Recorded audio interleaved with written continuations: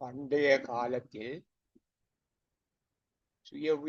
சுயதேவை பூர்த்தி முறை ஒன்று காணப்பட்டது.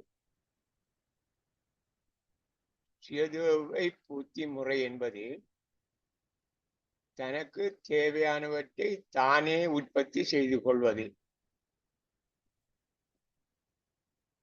அது நேர் உற்பத்தி முறை என குறிப்பிடப்படும்.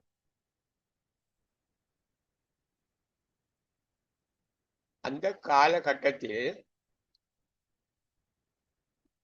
ஒவ்வொரு நபரும் குழுக்களும் அவர்களுக்கே உரித்தான உற்பத்தி ஒன்றை மேற்கொண்டதுடன்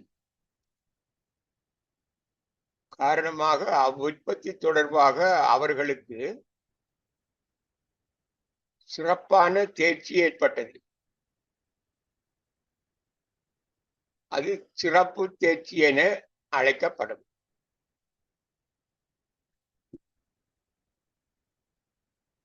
அச்சிறப்பு தேர்ச்சி காரணமாக மிகை உற்பத்தி ஏற்பட்டது.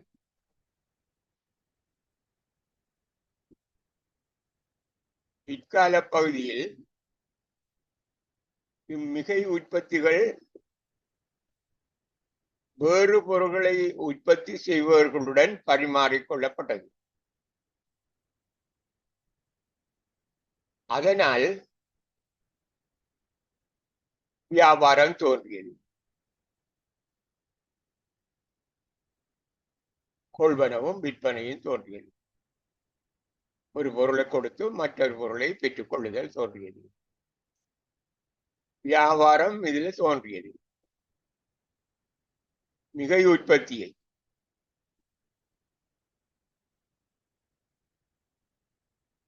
வேட்டையாடி இறைச்சியை அதிகமாக கொண்டு வர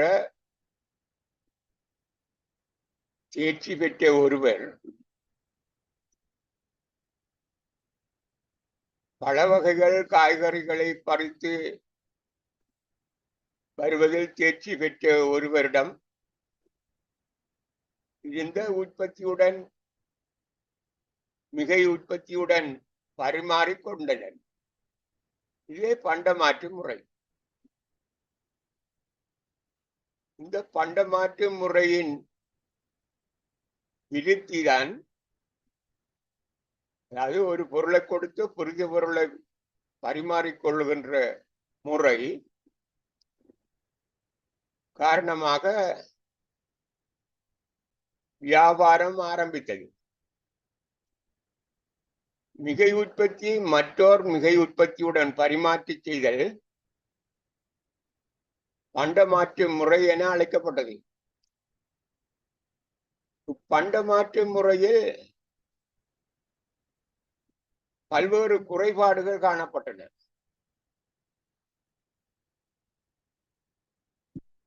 வணிக பரம்பலில், அதாவது வணிக வளர்ச்சி படியில் முதலாவது சந்தர்ப்பம் பண்டமாற்று முறை.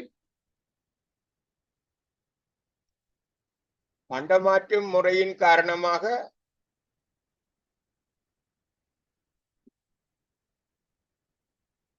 நேரில் உற்பத்தி ஏற்பட்டது. தமக்கு தேவையானவற்றை தாமே உற்பத்தி செய்து பூர்த்தி செய்து கொண்ட நேர் உற்பத்தி முறை மாறி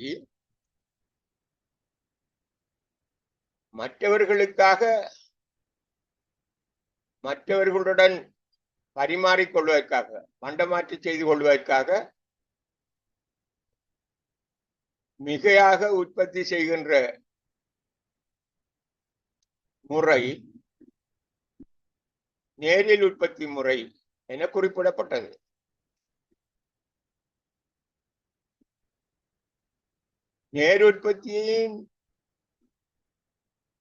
நேரில் உற்பத்தியையும்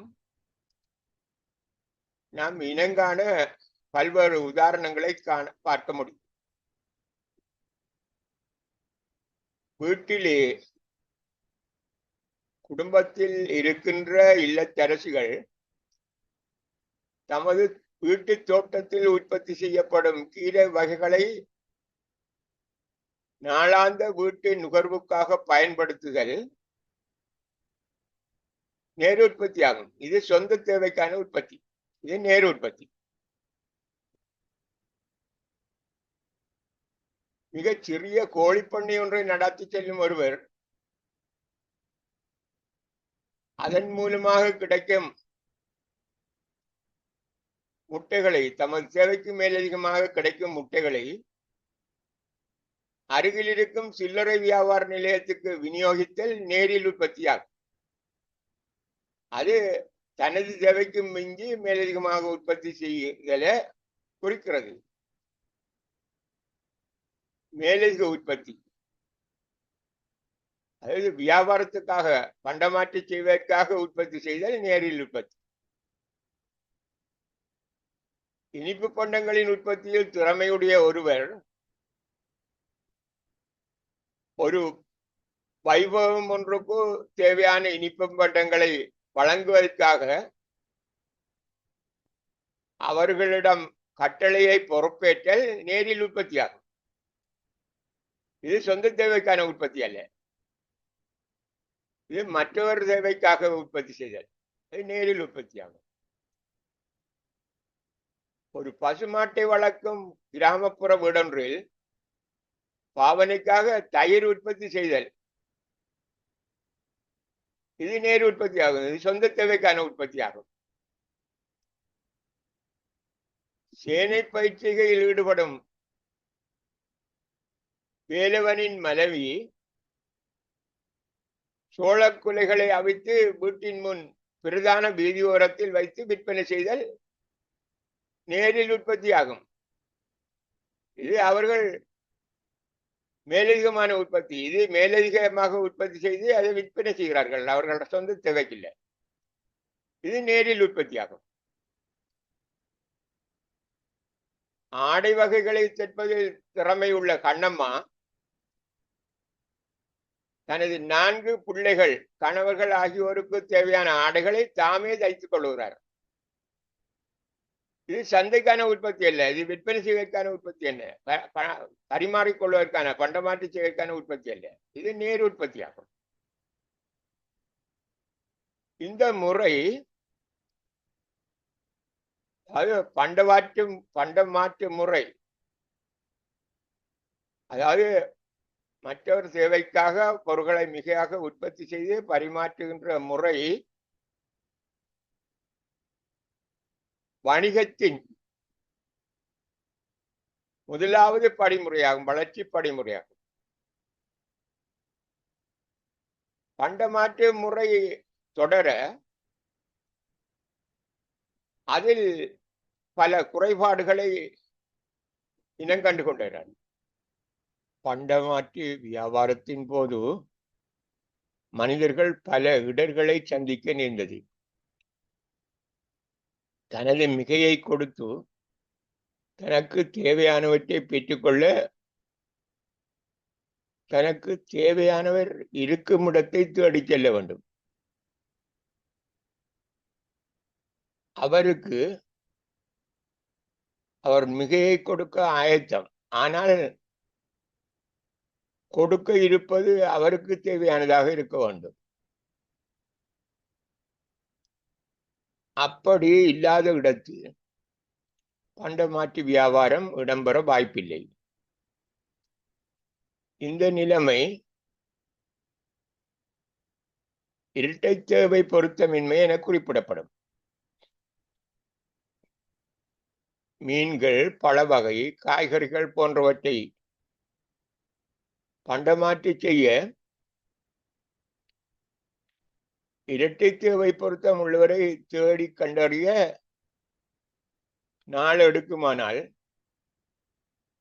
கெட்டுப்போதலை தடுக்க முடியாதிருந்தது.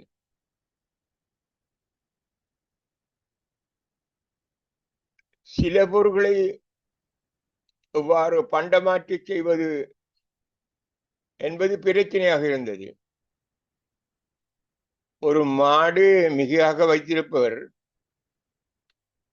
அதனை பண்டமாற்றி செய்ய அரிசியையோ மீனையோ பெற்றுக்கொள்ள என்ன செய்ய வேண்டும் என்பதில் பிரச்சனை இருந்தது. எவ்வாறு பரிமாற்று வீதத்தை தீர்மானிப்பது? மாட்டில் வெட்டி கொடுப்பதா?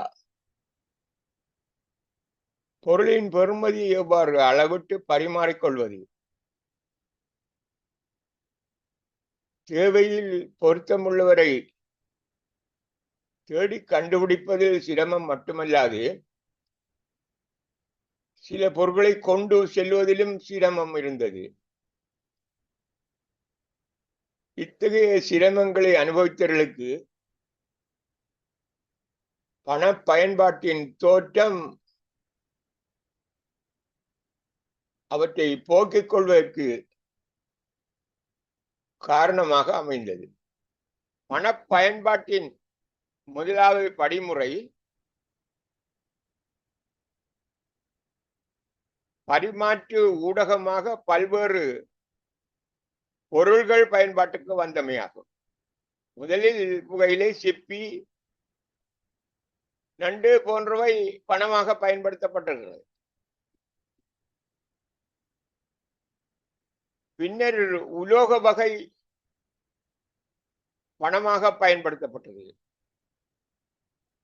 தங்கம், வெள்ளி போன்ற உலோகங்கள் பணமாக பயன்படுத்தப்பட்டது.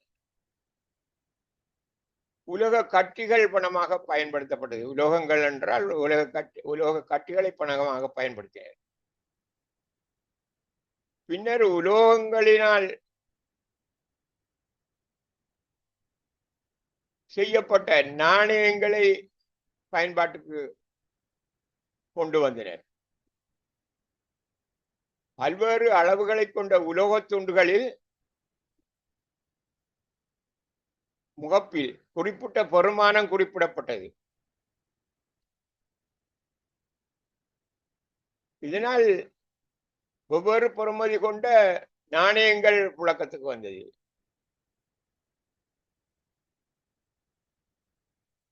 பிற்காலத்தில் அச்சிடப்பட்ட நாணயங்களுக்கு இதுவே அடிப்படையாக அமைந்தது. பெறுமதி கூடிய உலோக துண்டுகளை பணமாக பயன்படுத்துவதில் ஏற்பட்ட சிரமம் காரணமாக அகப்பெறுமதியற்ற, அதாவது உள்ளிட்டு பெறுமதியற்ற குட்டி நாணயங்கள் பாவனைக்கு உட்படுத்தப்பட்டன. அதாவது முன்னர் உலோக நாணயம் என்றால் அந்த நாணயத்தின் குறிக்கப்பட்ட பெறுமதியும்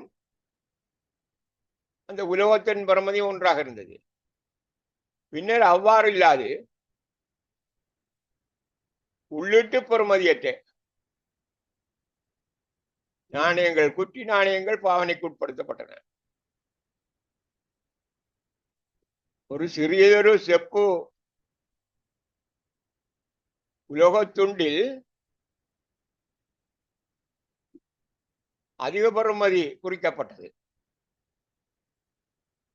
இது அகப்பெறுமதியற்ற குட்டி நாணயங்கள் என குறிப்பிடப்படும். இந்த அடிப்படையில் இதன் பின்னர் தாழ் நாணயங்களும் பயன்பாட்டுக்கு வந்தன.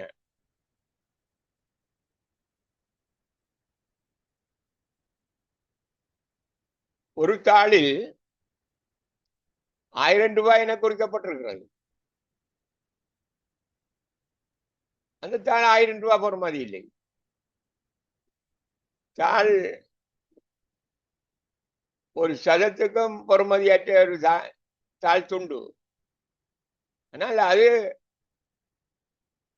1000 ரூபாய் பெறுமதி கொண்டதாக புழக்கத்தில் இருக்கிறது. இதுதான் உள்ளிட்டு பெறுமதி அற்ற நாணயங்கள், அகப்பெறுமதியற்ற நாணயங்கள். இவ்வாறு அகப்பெறுமதியற்ற தாழ் நாணயங்களும் பயன்பாட்டுக்கு வந்தன. இது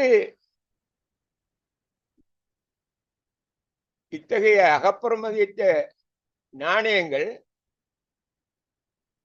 அரசினால் உத்தரவாதம் அளிக்கப்பட்டு புழக்கத்துக்கு வெளியிடப்பட்டன, கொண்டு வரப்பட்டன. அரசின் அதிகாரம் பெற்ற அதிகாரியினால் இவ்வாறு அகப்பெறுமதியற்ற தாழ் நாணயங்களும் குட்டி நாணயங்களும் புழக்கத்துக்கு வந்தன. அரச உத்தரவாதம் இருந்ததனால் மக்கள் அதனை பணமாக அங்கீகரிக்க தொடங்கினர். இலங்கையில் ரூபா, ஐக்கிய ராஜ்யத்தில் பவுண்ட், ஐக்கிய அமெரிக்க குடியரசு டாலர், ஐரோப்பிய நாடுகள் யூரோ அரசினால் அங்கீகரிக்கப்பட்ட நாணயங்களாக அவை மாறின. வங்கி நிதி நிறுவனங்கள் உருவான போது வணிக வங்கிகளில் நடைமுறை கணக்குடன் தொடர்புடைய காசோலை பயன்பாடு ஏற்பட்டது. வணிக வங்கி நடைமுறை கணக்குடன் தொடர்புடைய காசோலை பயன்பாடு பணத்தின் வளர்ச்சி படியில் இருந்தது. நவீன தொழில்நுட்ப வளர்ச்சி ஏற்பட்ட போது தகவல் தொழில்நுட்பம்,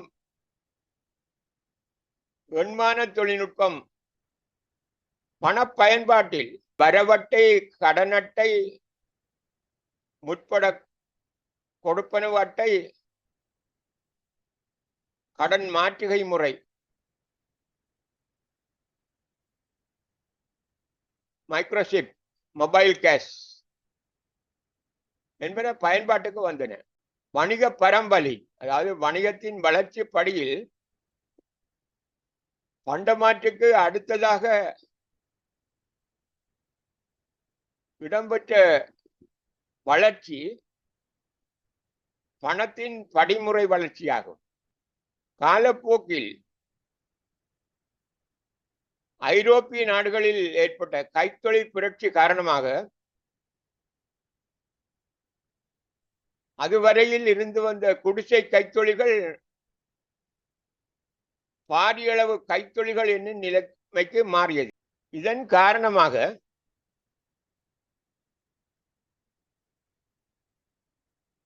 பணப்பாவனையினால் ஏற்பட்ட வியாபாரம்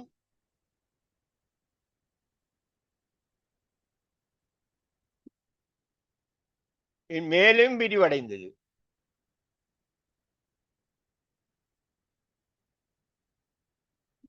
கைத்தொழில் புரட்சியுடன் வங்கி, போக்குவரத்து, காப்புறுதி, தொடர்பாடல், களஞ்சியப்படுத்தல் போன்ற துணை சேவைகளிலும் வளர்ச்சி ஏற்பட்டது. கைத்தொழில் புரட்சியானது வணிக பரம்பலில், வணிக வளர்ச்சி படியில் மூன்றாவது கட்டமாகும்.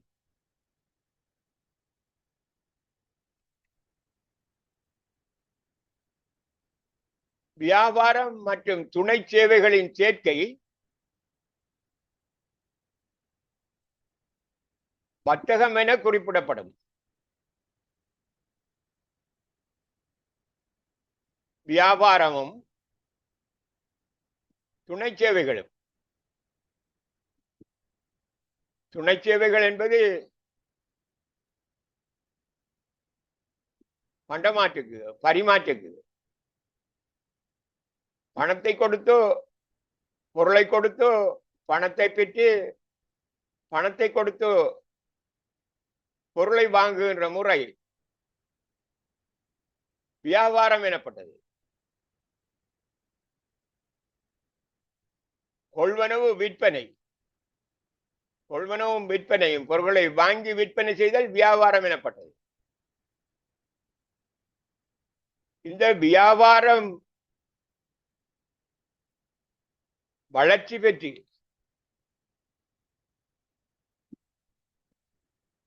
கைத்தொழில் புரட்சி ஏற்பட்டதுடன் வியாபாரத்துக்கு துணையான துணை சேவைகளும் விருத்தி அடைந்தன. வங்கி முறையில் வளர்ச்சி, போக்குவரத்தில் வளர்ச்சி, காப்புறுதி தொடர்பாடல், களஞ்சியப்படுத்தல் போன்றவற்றில் ஏற்பட்ட வளர்ச்சி காரணமாக வியாபாரம் மேம்பாடு அடைந்தது.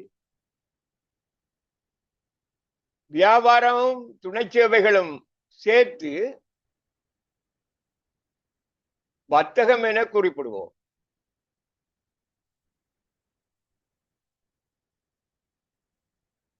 வணிகம் என்பது மனித தேவை விருப்பங்களை பூர்த்தி செய்வதற்காக பொருள்கள் சேவைகளை உற்பத்தி செய்து விநியோகம் செய்தல் தொடர்பான சகல பொருளாதார நடவடிக்கைகளும் வணிகம் என பார்த்தோம். இந்த வணிகத்திலே வணிகம் என்பதில் உற்பத்தியும் விநியோகமும் இடம்பெறும். உற்பத்தியை கைத்தொழில் என்று குறிப்பிடுவோம். விநியோகத்தை வியாபாரம் என குறிப்பிடுவோம். வியாபாரத்தின் வளர்ச்சிக்கு துணை சேவைகள் உதவின. இதனால் வியாபாரத்தையும் துணை சேவைகளையும் சேர்த்து வர்த்தகம் என குறிப்பிடுவோம். கைத்தொழிலும் வியாபாரமும் துணை சேவைகளும் சேர்ந்தது வணிகம். பொருள்களையும் சேவைகளையும் உற்பத்தி செய்தல், விநியோகித்தல் தொடர்பான பொருளாதார நடவடிக்கைகள் அனைத்தும் சேர்ந்தது வணிகம், வணிக நடவடிக்கைகள். அதிலே வர்த்தக நடவடிக்கை விநியோக நடவடிக்கையான வியாபாரமும் துணை சேவைகளின் நடவடிக்கையும் சேர்ந்தது வர்த்தகம் என குறிப்பிடும். வியாபாரமும் துணை சேவைகளும் சேர்ந்தது வர்த்தகம். கைத்தொழிலும் வியாபாரமும் துணை சேவைகளும் சேர்ந்தது வணிகம். வியாபாரம் ஒரு சேவை உற்பத்தி, சேவை. துணை சேவைகள் என்பது அப்பதத்திலே அடங்கியிருக்கு. வங்கி சேவை, போக்குவரத்து சேவை, காப்புறுதி சேவை, தொடர்பாடல் சேவை, களஞ்சியப்படுத்தல் சேவை. பொருள்களையும் சேவைகளையும் உற்பத்தி செய்தல், விநியோகம் செய்தல் தொடர்பான அனைத்து பொருளாதார நடவடிக்கைகளும் வணிகம் என குறிப்பிடப்படும். இதிலே வியாபாரமும் துணை சேவைகளும் சேர்ந்தது வர்த்தகம் என குறிப்பிடப்படும். பொருள்களை கொள்வன செய்தலும் விற்பனை செய்தலும் வியாபாரமாகும். கொள்வன செய்து விற்பனை செய்தல் வியாபாரமாகும். அந்த வியாபாரத்துக்கு உதவியான சேவைகள், வியாபார வளர்ச்சிக்கு உதவியான வளர்ச்சிப்படையில் முக்கியமான சேவைகள் துணை சேவைகள் ஆகும். நிகழ்காலத்தில்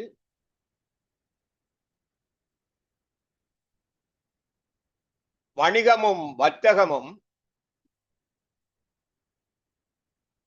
இலத்திரனியல் முறைக்கு மாறியுள்ளது.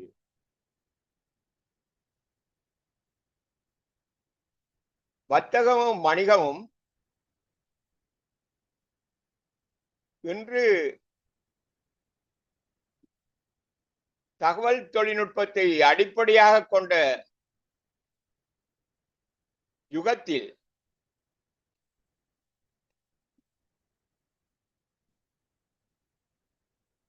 இடம்பெறுகின்றன. இலத்திரனியல் வணிகம், இலத்திரனியல், வர்த்தகம்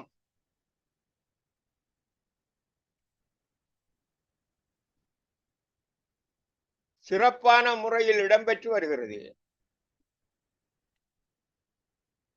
வலையமைப்பினூடாக பொருட்கள் கொள்வனவு விற்பனை நடவடிக்கைகள் இடம்பெறுகின்றன. பொருட்கள் உற்பத்தி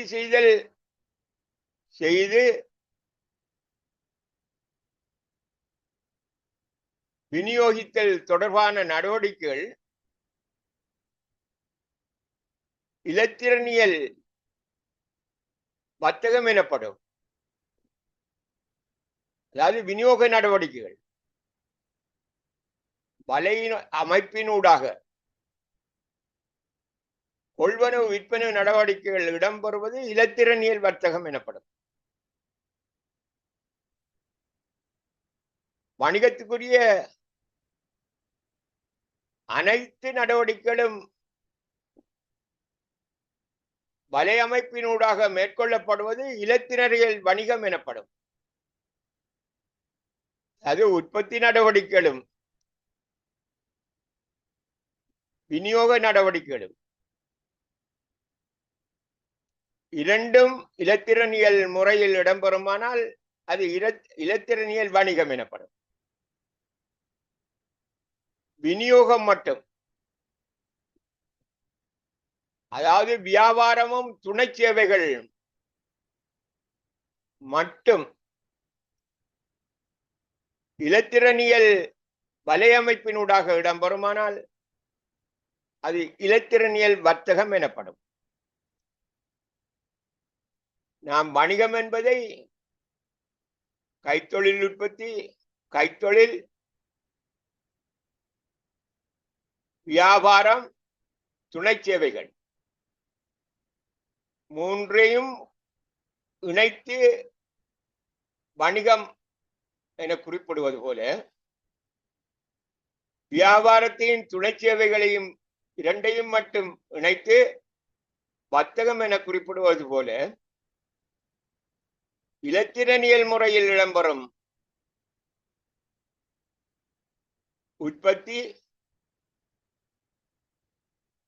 வியாபாரம்,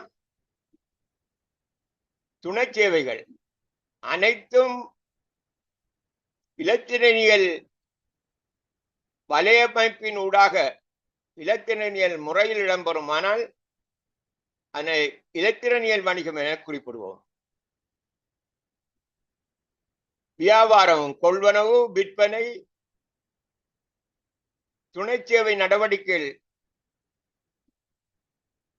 இலத்திரனியல் முறையில் இடம்பெறுமானால் அவற்றை நாங்கள் இலத்திரனியல் வர்த்தகம் என குறிப்பிடுவோம்.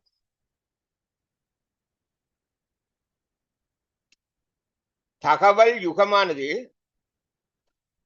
வணிக பரம்பலின் 4வது கட்டமாகும்.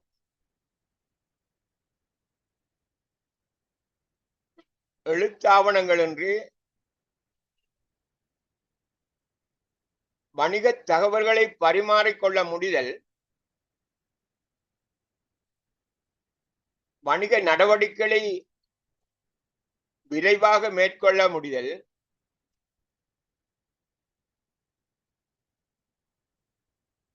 செயற்பாட்டு கிரயம், இருப்பு கிரயம் என்பன குறைவடைதல், பூகோள ரீதியான சந்தை ஒன்றுக்கான சந்தர்ப்பம் உருவாதல்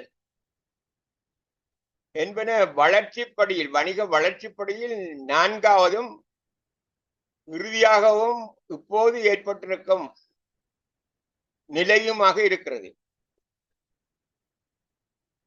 இனிமேலும் இந்த வணிக வளர்ச்சி முடிவடையும் என்று யாராலும் குறிப்பிட முடியாது. இதன்படி வணிக பரம்பலின் முக்கியமான சந்தர்ப்பங்கள் 4 ஆகும். முதலாவது சந்தர்ப்பம் பண்டமாற்று, 2வது சந்தர்ப்பம் பணப்பாவனை, 3வது சந்தர்ப்பம் கைத்தொழில் புரட்சி, நான்காவது சந்தர்ப்பம் தகவல் பொருளாதாரம். நிகழ்காலத்தில் தகவல் தொழில்நுட்பத்தின் வளர்ச்சி காரணமாக வணிகத்துறையில் பூகோளமயமாக்கல் நிகழ்ந்துள்ளது. இலத்திரனியல் வணிகம் உருவாகியுள்ளது. இலத்திரனியல் பணம் பாவனைக்கு வந்திருக்கிறது.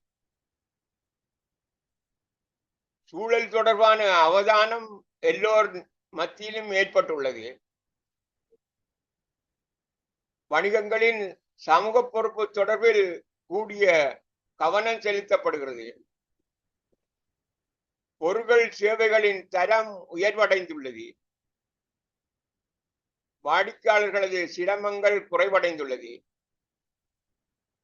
வாடிக்கையாளர்களுக்கும் எல்லோருக்கும் நேரத்தை சேமிக்கக்கூடியதாக உள்ளது. கணனி அறிவும் அதிகரித்துள்ளது. உட்கட்டமைப்பு வசதிகளும் விருத்தி அடைந்துள்ளன.